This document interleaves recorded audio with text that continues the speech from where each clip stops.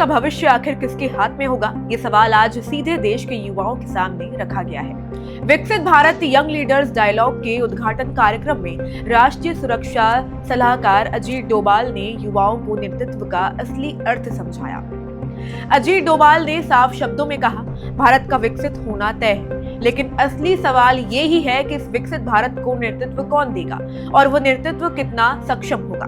उन्होंने युवाओं को याद दिलाया कि एक सच्चे लीडर की सबसे बड़ी ताकत होती है सही समय पर सही फैसले लेने की क्षमता और उस फैसले को पूरी निष्ठा के साथ लागू करना। डोभाल ने यह भी कहा कि अगर युवा आज से अपने डिसीजन मेकिंग एबिलिटी को मजबूत करेंगे तो वो हर क्षेत्र में, चाहे विज्ञान हो, तकनीक हो या सुरक्षा, देश का नेतृत्व कर सकते हैं। तो आइए सुनते हैं national security adviser Ajit Doval ने क्या कुछ कहा। बहुत बहुत धन्यवाद आप लोगों को, अभिनंदन आप लोगों का। भारत के श्रम, रोजगार, युवा कार्यक्रम एवं खेल मंत्री डॉक्टर मांडविया जी,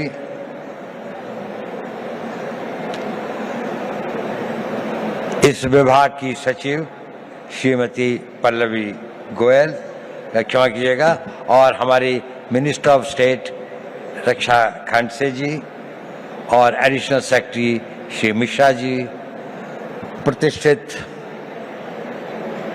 यहाँ पर उपस्थित सभी लोगों को और विशेषकर इस सभागार में उपस्थित 3000 वो युवा जो एक बड़े भारी कंपटीशन के बाद यहाँ पर आए हैं, उन सब का मैं अभिनंदन करता हूँ। मैं आभारी हूँ माननीय मंत्री जी का, जिन्होंने मुझे यहाँ आने का ये अवसर दिया। थोड़ा असमंजस था मुझे, मैंने कहा भी कि मेरा क्षेत्र, मेरा अनुभव यूथ के साथ उम्र का एक बड़ा भारी गैप, आप लोगों में से अधिकतर मेरे से 60 वर्ष से अधिक छोटे हैं। मैं स्वाधीन भारत में नहीं, उस भारत में पैदा हुआ था जब भारत स्वाधीन नहीं हुआ था। तो मैं आपसे क्या बात कर सकता हूं? क्या चीज है जिस विषय पर मैं आप लोगों से बातचीत कर सकूं? जब मेरा यौवन था तो उसको मैं भूल चुका, बहुत समय हो गया, और जो आपका युवा काल है उसके अंदर इतना परिवर्तन आ चुका है कि मुझे कई चीजों का ज्ञान भी नहीं है। लेकिन एक चीज बड़ी कॉमन है, मैं जब युवा भी था और आज भी,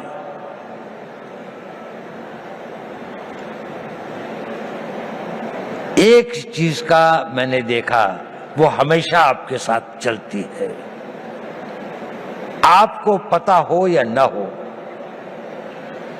आप कॉन्शियस हो या ना हो, चीज बहुत छोटी है लेकिन वो आपके जीवन की लोकाई को डिटरमिन करती है, उसकी गति और उसका क्या अंत में वो कहां पहुंचेगी इसका निर्णय करती है। वो होती है आपके निर्णय लेने की क्षमता। आप सभी निर्णय लेते हैं।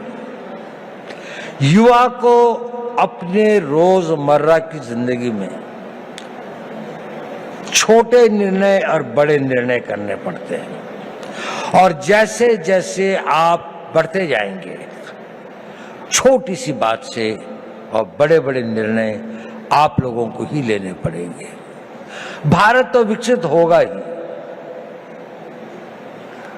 भारत जिस गति और जिस रफ्तार पर प्रधानमंत्री मोदी जी इसको ले आए हैं, ये एक ऑटो मोड में भी चलेगा और विकसित हो जाएगा। लेकिन प्रश्न यह है कि इस विकसित भारत का नेतृत्व कौन करेगा, वो कितने सक्षम होंगे। और नेता की सबसे बड़ी शक्ति जो होती है सबसे बड़ा हुनर, सबसे बड़ी योग्यता वो होती है कि वो सही निर्णय लेता है, समय पर निर्णय लेता है और अपनी पूरी आस्था और उसके साथ उन निर्णयों पर कार्यान्वित करता है। तो अगर आपको भारत के विकसित भारत का नेता बनना है, किसी भी क्षेत्र में हो, साइंस में हो, टेक्नोलॉजी में हो, सिक्योरिटी के क्षेत्र में हो,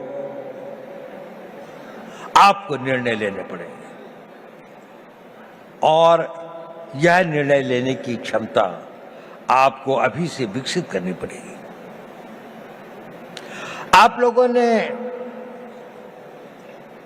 बहुत कुछ पढ़ा है, आप भारत के जागृत युवक हैं। निर्णय कैसे लें, बहुत सारे मोटिवेशनल स्पीकर्स बताते हैं, मैं उस बारे में ज्यादा नहीं कहना चाहता।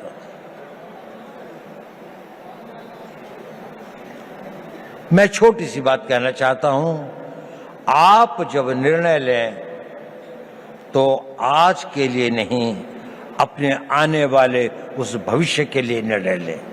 दूरदर्शी भाव से निर्णय लें। आज का निर्णय तो लगता है कि ठंड बहुत है, रजाई में बैठे रहें, लेकिन अगर आपको कंट्री को रिप्रेजेंट करना है तो आपको लगता है नहीं, मुझे 4 बजे दौड़ने के लिए जाना ही चाहिए, मुझे अपनी फिजिकल फिटनेस रखनी चाहिए।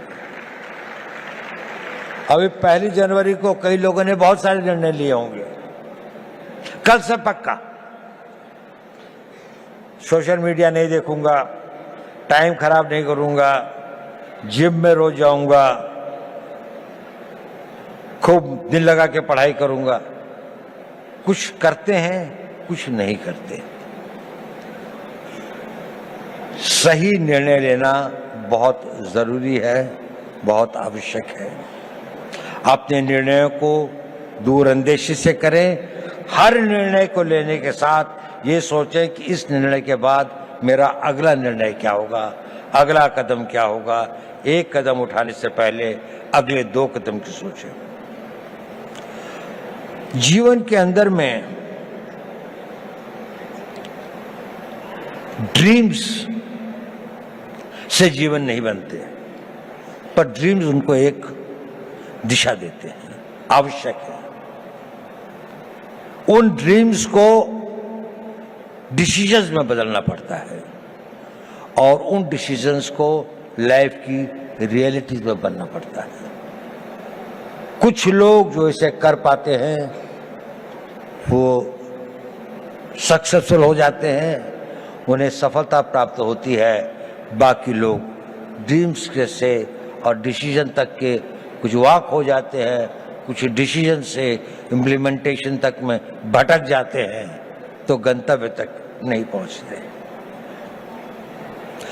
आप सब लोगों में असीम संभावनाएं हैं।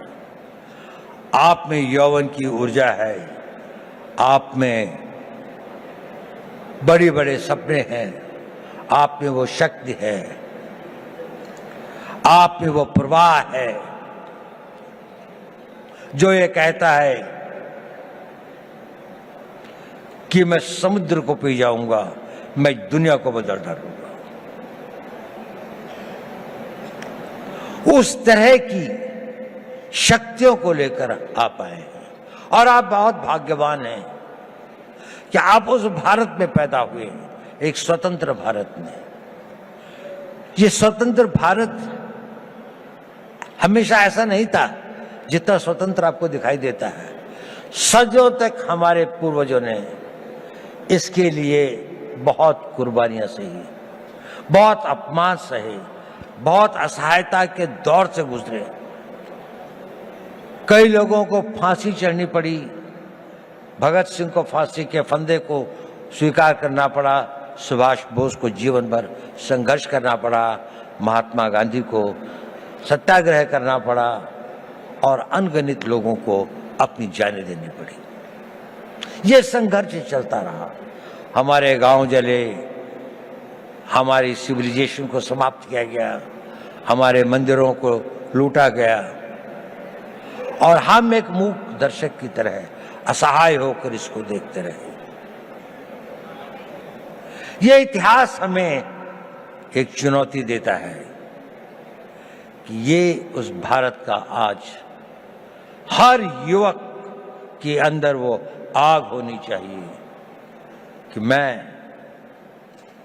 प्रतिशोध शब्द अच्छा तो नहीं है, लेकिन प्रतिशोध भी अपने में एक बड़ी भारी शक्ति होती है। हमें अपने इतिहास का प्रतिशोध लेना है। हमने इस देश को फिर वहां पहुंचाना है जहां पर हम अपने हक, अपने विचार और अपनी आस्थाओं के आधार पर एक महान भारत का निर्माण कर सकें। हमारी एक बड़ी विकसित सभ्यता थी। हमने किसी के मंदिर नहीं तोड़े, हमने कहीं जाकर लूटा नहीं, हमने किसी बाहर के लोगों के ऊपर आक्रमण नहीं किया, जबकि सारी दुनिया बहुत पिछड़ी थी। परंतु क्योंकि हम अपनी सुरक्षा और हम अपने आप को समझ नहीं पाए कि हम को क्या खतरे हैं, हम उनके प्रति उदासीन रहे, तो हमें इतिहास ने एक सबक सिखाया। क्या हमने वह सबक सीखा? क्या उस सबक को हम याद रखेंगे? अगर आने वाली पीढ़ियां उस सबक को भूल जाएंगी तो ये इस देश का सबसे बड़ा ट्रेजेडी होगी। सेंट पीटर्सबर्ग के अंदर में एक बहुत बूढ़ा रवि रहता था, यू। वहां का जो बिशप था वो दोनों बहुत दोस्त थे। तो एक दिन बिशप उसके घर पे आया तो रवि जो था करीब 80-85 साल का था, तो उसकी आंखों में आंसू थे। उसने कहा, रवि क्या बात है, आज तुम उदास लग रहे हो? नहीं, उसने कहा सोच रहा था। उसने कहा क्या सोच रहे थे? उसने कहा मैं ये सोच रहा था कि जूस का क्या होगा। उसने कहा देखो पिछले 2000 सालों से तुम संघर्ष कर रहे हो, 2000 सालों से यात्राएं सह रहे हो, 2000 सालों से तुम्हारे ऊपर इतनी अधिक वो हुई प्रोग्राम थे दुनिया में, क्या तुम्हें इस बात का रोना आ रहा है? उसने कहा नहीं, मुझे इस बात का रोना नहीं आ रहा। मेरे विचार में यह ख्याल आया कि इन हजारों सालों तक संघर्ष की जिस परंपरा से, जिस आग को जिंदा रखा है, कहीं आने वाली पीढ़ियां इसको भूल तो नहीं जाएंगी, और भूल तो नहीं जाएंगे कि हमें अपने आप को फिर से शक्तिशाली बनाना है, अपनी रक्षा करनी है। ये भाव था, ये बड़ा पावरफुल सेंटिमेंट है, और हमें अपने उस सेंटिमेंट से ही प्रेरित होना चाहिए। कई सारी ऐसी बातें होती हैं हमारे ऊपर, कई सारी इस तरह के आघात होते हैं जिससे हमें लगता है कि अगर हमारे साथ में अन्याय हुआ है, अगर हमारे साथ दुर्व्यवहार हुआ है, हमारे गांव जलाए गए, हमारी मातृशक्ति का अपमानित किया गया, तो इसका हम भी अपने आप को इतना मजबूत करेंगे, हर रूप से, आर्थिक रूप से, रक्षात्मक रूप से, टेक्नोलॉजी के रूप से, हर क्षेत्र में हमें आगे बढ़ना है। तो मैंने ये बताया कि आवश्यक है कि आप जीवन में सही निर्णय लें और निर्णय लेने की शक्ति बनाएं। मैं उस पर ज़्यादा नहीं बोलूँगा क्योंकि आप लोग काफ़ी जागरूक हैं। मैं एक दूसरी बात पे कुछ कहना चाहता हूँ। प्रश्न इस बात का ये जरूरी है कि आप सही निर्णय लें, लेकिन सही निर्णय लेने के बाद भी वो निर्णय पर आदमी चल नहीं पाता। It is important that you take right decisions, but it is more important that you make your decisions right. आपने अगर निर्णय लिया तो आप उसे सही बनाएंगे, और डिसीजंस राइट बनाने में ही कठिनाई होती है, वहीं पर संघर्ष करना पड़ता है। इस अपने डिसीजंस को जो आप लेते हैं उनको राइट करने के लिए आपको खटना पड़ता है, साधना करनी पड़ती है, मिटना पड़ता है, जल तिल तिल भर के जलना पड़ता है और लंबे समय तक चलना पड़ता है। एक दिन में सपने पूरे नहीं होते, एक किसी काम को करने से मंजिल नहीं मिलती। ये छोटे छोटे कई काम होते हैं जो आपको करने हैं। देखिए, मोटिवेशन टेम्पररी होता है, जरूरी है, लेकिन मोटिवेशन कुछ क्षण, कुछ घंटे, कुछ दिन आपके साथ रहता है। आपका डिसिप्लिन इंड्योरिंग होता है, वो आपके साथ रहता है। उस मोटिवेशन को परिवर्तित करना पड़ता है, अपनी लाइफस्टाइल में परिवर्तित करके उसको डिसिप्लिन में लाने में। जब आपके जीवन का वो भाग हो जाता है तो कुछ दिनों में वो आपका आदत हो जाती है और फिर वो परमानेंट हो जाता है। आप सोचते हैं कि मुझे सवेरे 3:30 बजे या 4 बजे उठना चाहिए। पहली बार शायद आप किसी बात से मोटिवेट हुए होंगे कि किसी ने कहा होगा कि आप अगर सवेरे उठते हैं, आप अगर अपना फिजिकल फिटनेस ठीक रखते हैं, आप योगा करते हैं, समय लगता है उसके लिए। आप 9 बजे उठ के नहीं कर सकते। आप अपनी पढ़ाई कर सकते हैं तो 3 दिन तो आपने किया, चौथे दिन आप भूल गए। लेकिन अगर आप में डिसिप्लिन आ जाता है तो फिर ये हो जाए, और अगर वो आपका नेचर बन जाता है तो फिर जीवन भर आप भी करते रहते। तो अपना मोटिवेशंस को अपने डिसिप्लिन में परिवर्तित करें, ये एक इंपॉर्टेंट टिप है। ये भी बहुत जरूरी है कि जब आप निर्णय लें तो इसमें जो काम करना होता है उसको पोस्टपोन करने की आदत मत डालें। अगर कोई काम करना है तो वो अभी करना है, आज ही करना है। मैं इसको आधे घंटे के लिए नहीं पोस्टपोन करूंगा। अगर आपने उसको पोस्टपोन किया तो ये भी हैबिट फॉर्मिंग होता है, ये आपकी आदत बन जाएगी और आप जीवन में अच्छे कामों को करने की इच्छा तो होगी, लेकिन आप उसे पोस्टपोन करते जाएंगे। पोस्टपोन मत करिए। दूसरी बात, कभी कभी किसी कारणों से व्यवधान हो भी जाए तो don't quit. Tenacity is a very important power. आपकी लगन, उस लगन के साथ में लगे रहें, क्विट मत करें, सरेंडर मत करें।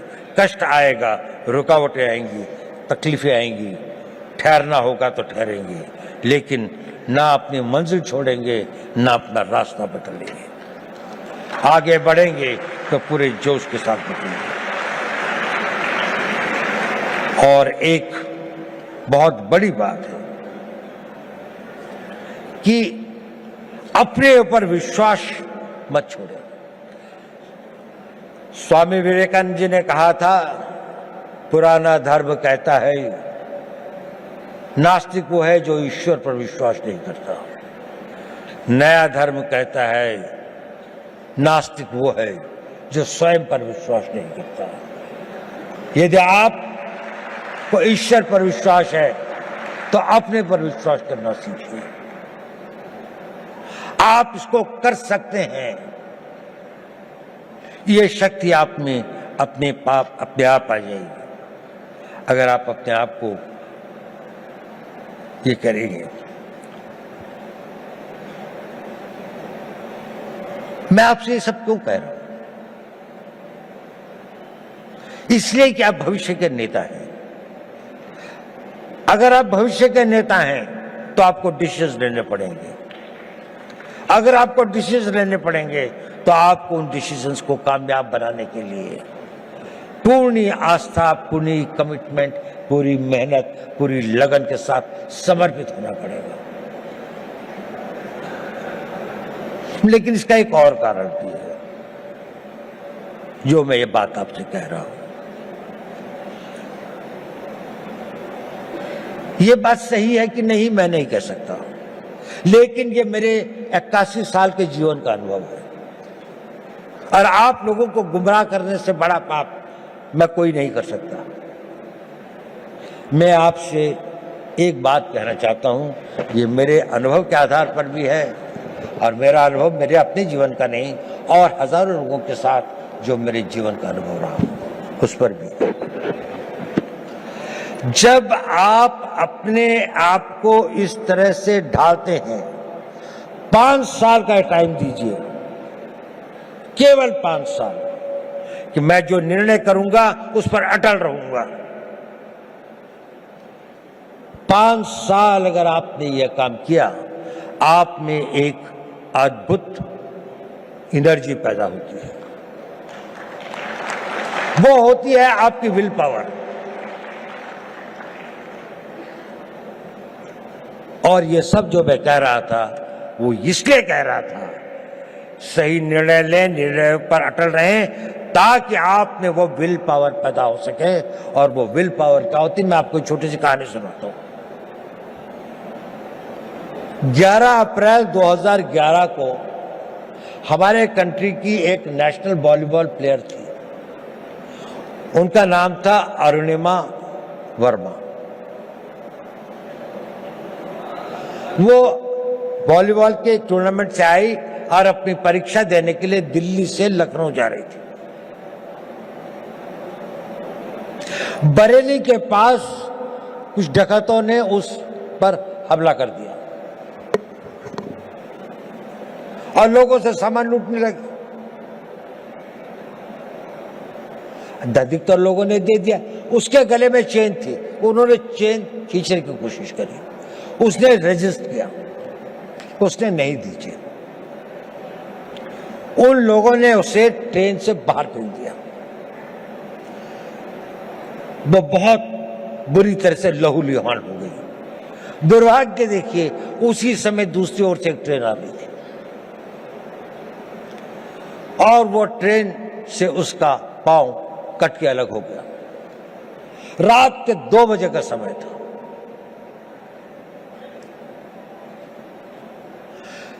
उस पटरी के ऊपर कई बड़े बड़े चूहे थे, वो उसके मांस को खाने लगे।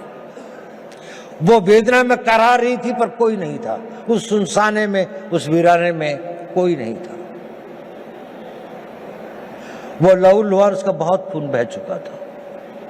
सवेरे लोग वहां पहुंचे तो उसको उठाया, ले गए। नेशनल प्लेयर थी, दिल्ली लाए, all India institute of medical sciences में उसका उपचार हुआ।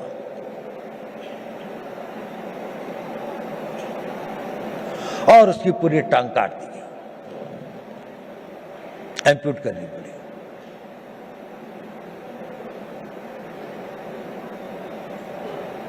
वो बिल्कुल एक विकलांग होकर अपने घर में पड़ी थी, लेकिन उसने इरादा किया कि नहीं, मैं विकलांग नहीं हूं, मैं माउंट एवरेस्ट पे चढ़ूंगी।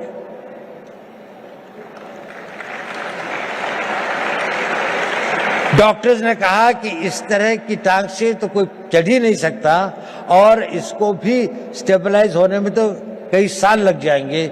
उसने कहा नहीं, मैं तो आज ही से प्रैक्टिस करूंगी। 13 मई 2013 को उसने माउंट एवरेस्ट पर चढ़ी। पहली एक पांव न होने वाली महिला में एक आर्टिफिशियल उसके साथ में, और वही नहीं, सबसे पहले चढ़ी टॉप पर। जो पूरा गैंग ग्रुप था उसके अंदर में वही बेस कैंप से सबसे पहले आती थी। क्या था उसके अंदर? Physical strength, opportunities, talent. इस सबसे ज्यादा उसके अंदर वो विल पावर थी। और वो विल पावर उसके साथ में एक दिन में नहीं आई। जब उसके जीवन को लोगों ने पढ़ा, समझा, उसने बचपन से ही अपने अंदर एक ऐसी शक्ति पैदा की थी कि जो उसकी स्ट्रॉन्ग विल पावर थी। मैं चाहता हूं कि आप लोग इस 5 साल के शेड्यूल को फॉलो करें। इसके लिए इसके लिए नहीं कि निर्णय सही होंगे, इसके लिए नहीं कि निर्णय को आप निर्णय कर पाएंगे तो आपको सफलता मिलेगी, वो तो मिलेगी, लेकिन उस कमिटमेंट, उसके साथ में, रिगर के साथ में, उस डिसिप्लिन के साथ में अगर आप अपना जीवन जिएंगे तो आपके अंदर एक बहुत स्ट्रांग विल पावर पैदा होगा। और वो विल पावर एक इतनी बड़ी शक्ति होती है कि आप जो चाहोगे वो कर सकते हो। आप उसकी इच्छा करोगे, वो इतना बड़ा फोर्स मल्टीप्लायर होता है कि वो आपकी physical energy, mental calibre, mental talent वगैरह एवरीथिंग एल्स, वो सब कुछ जीतती हुई आप देखोगे कि जीवन में ये असंभव चीजें क्यों होती हैं। अब तो मेरे अंदर इतनी शक्ति रह भी नहीं गई थी, अब तो शायद मैं नहीं इसके काबिल हूं, लेकिन वही हो जाता है क्योंकि आपके अंदर वो ये डोरमेंट शक्ति ईश्वर अपने द्वारा बनाए हुए हर इंसान में देती है, लेकिन 99% की बिना जागृत हुए खत्म हो जाती है।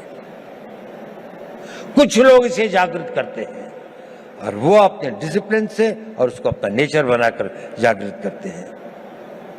आप अपनी उस इच्छा शक्ति को बढ़ा सकें, वही इच्छा शक्ति एक राष्ट्रीय शक्ति बनती है।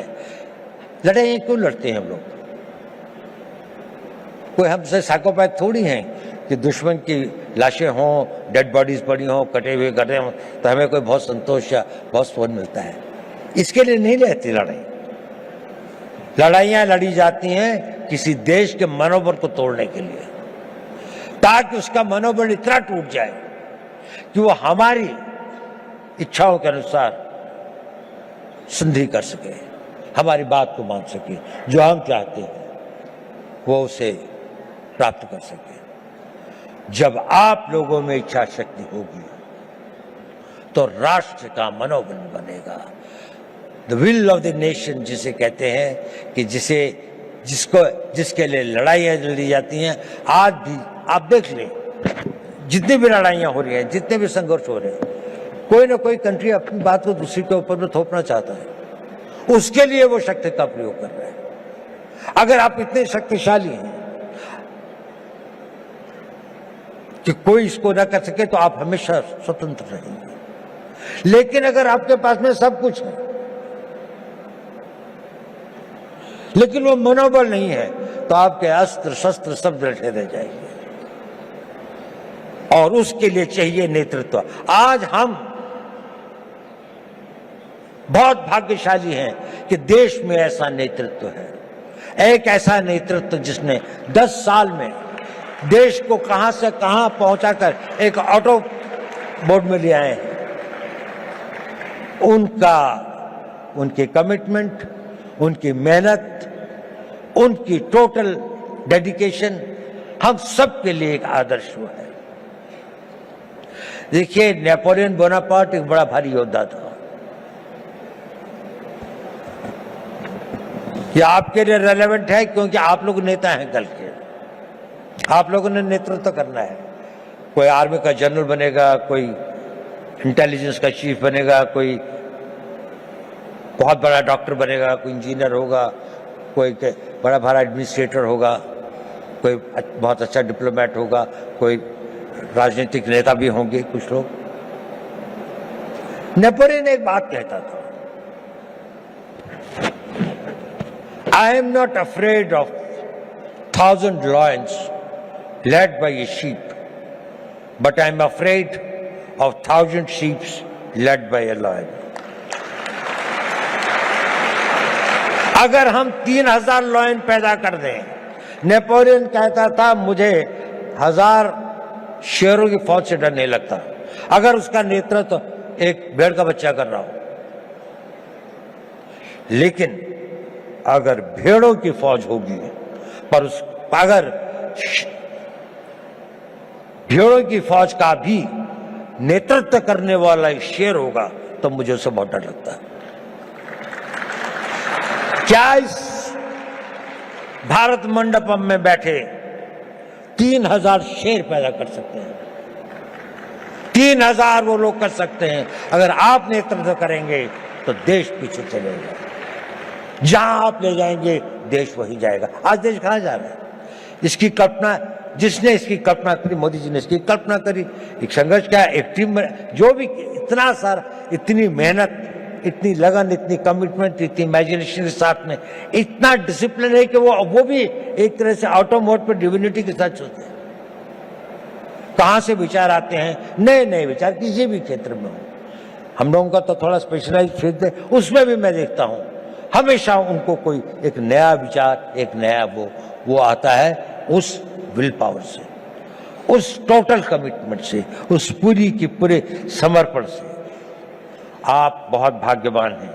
आप एक उस भारत के तो देखेंगे जिसकी हम कल्पना कर सकते हैं। जब आप अपने यौवन में, जब आप अपने उसके आगे अपनी मेहनत और लगन से आगे पहुंचेंगे तो उसके बाद आप देखेंगे एक बहुत बड़े भारत की आप होंगे। लेकिन ये पहली बार नहीं होगा कि भारत के इतिहास में ऐसा हुआ। जब जापान का उदय हुआ तो वेस्ट के अंदर में एक बड़ी बहस चली कि क्या एशियन कंट्री कोई जो है वो वेस्टर्न कंट्री से आगे निकल सकता है। तो मैलिस एंडरसन करके एक हिस्ट्री के कैम्ब्रिज यूनिवर्सिटी के अंदर में एक हेड ऑफ द डिपार्टमेंट थे, उनसे कहा गया कि एक स्टडी की जाए कि ये इकोनॉमी जो है इसका क्या इतिहास रहा है। तो मैलिस ने किताब लिखी जिसका नाम है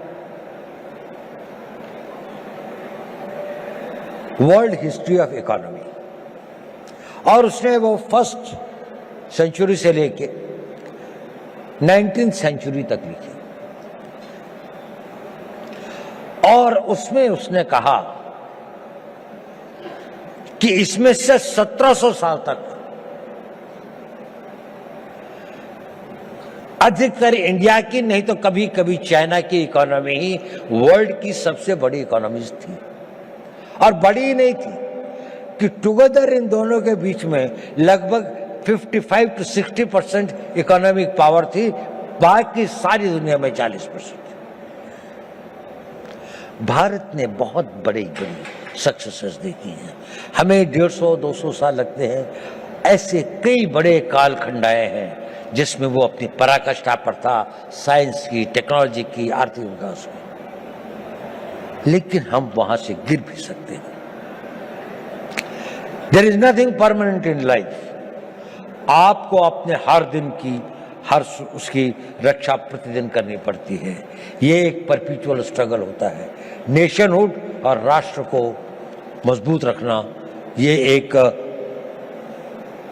निरंतर संघर्ष है, जैसे कि आपका भी संघर्ष निरंतर है। ये कभी समाप्त नहीं होता। आखिरी सांस तक आपका जीवन तब तक सार्थक है जब तक आप सोचते हैं कि मेरे लिए करने के लिए कल भी कुछ है।